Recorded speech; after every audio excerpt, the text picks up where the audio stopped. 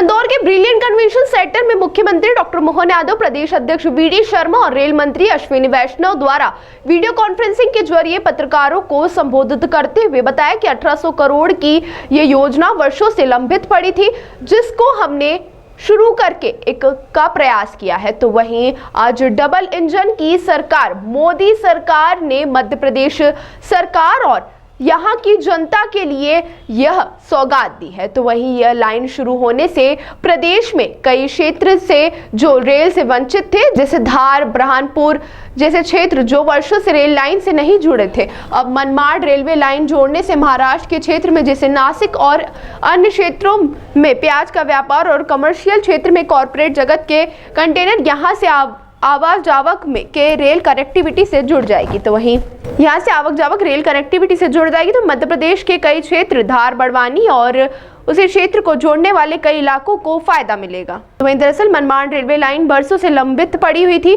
वह निमाड़ क्षेत्र के लोग इस मांग को लेकर कई बार आंदोलन भी कर चुके हैं। अब जाकर यह योजना शुरू की जा रही। खास बात यह है कि यह रेलवे लाइन शुरू होने से मध्य प्रदेश और महाराष्ट्र की कनेक्टिविटी में कई आयाम जुड़ जाएंगे। व्यापार के जिस महाराष्ट्र से आने वाली प्याज, फल, सब्जियां मध्य प्रदेश को आसानी से मिल जाएगी। पहले रोड के माध्यम से मध्य प्रदेश में आती थी और कई बार घाटों पर जाम लगने से सब्जियां रास्ते में खराब हो जाती थी, लेकिन अब रेल कनेक्टिविटी जुड़ने से आसानी होगी। मनमाड़ रेलवे लाइन गत वर्षों से लंबित पड़ी थी, जिसको लेकर कई राजनीतिक दल इस मनमाड़ रेलवे लाइन को शुरू करने के लिए आंदोलन कर चुके हैं। अब जाकर केंद्र सरकार ने इसको मंजूरी दी है। ऐतिहासिक दिन है जिसके कारण से हम सब एकत्र आए हैं। यशस्वी रेल मंत्री श्रीमान अश्विनी वैष्णव जी हमारे बीच दिल्ली से जुड़े हैं। हमारे शुभंकर अध्यक्ष माननीय विष्णुदत्त शर्मा जी, माननीय खजुराहो सांसद और भाजपा के प्रदेश अध्यक्ष हैं। यशस्वी मंत्री श्रीमान कैलाश जी विजयवर्गीय, माननीय सांसद शंकर ललवानी जी, इस अवसर पर जुड़े हुए हमारे सभी सम्मानीय वरिष्ठजन और पत्रकार साथियों, आज का दिन और बीते कल का दिन हम तो ये मान के चलेंगे कि ये मध्य प्रदेश के लिए एक आज़ादी के बाद का सर्वाधिक खुशी देने वाले दिनों में से एक दिन है, जब कल की कैबिनेट और कैबिनेट के माध्यम से जो समाचार आए हैं, ये मान के चलें कि हमारा अपना वो आदिवासी अंचल, जिस अंचल में विकास के लिए जीवन में कभी कोई निमाड़ में, बड़वानी, धार, मनमाड़, हम केवल सर्वे के लिए ही पैसे मांगते लेते रहते हर बार सर्वे से।